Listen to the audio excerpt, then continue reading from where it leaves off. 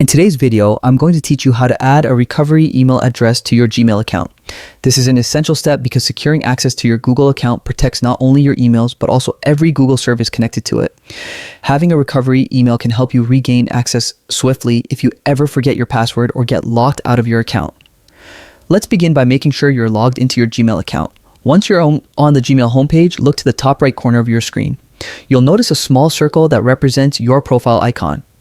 It may show your photo or the first letter of your email address. Go ahead and click on this icon to open a drop-down menu. From the menu, select Manage Your Google Account.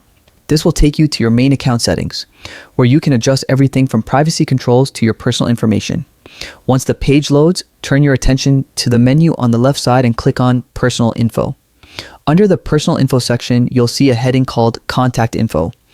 Within that section, click on Email. Here you'll see your primary Gmail address and below it, an area labeled Recovery Email.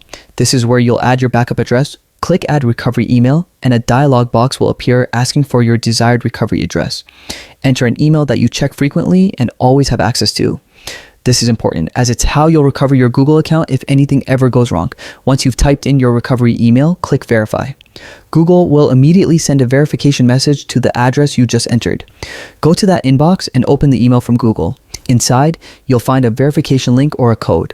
Follow the instructions in the message to confirm your recovery email. And that's it. You've successfully added a recovery email to your Gmail account. This small yet vital step ensures that you never lose access to your important Google data. Make it a habit to keep your recovery email up to date, especially if you ever switch your main address. Thanks for watching, and I hope this guide helped you strengthen the security of your account. Stay safe, stay organized, and I'll see you in the next video.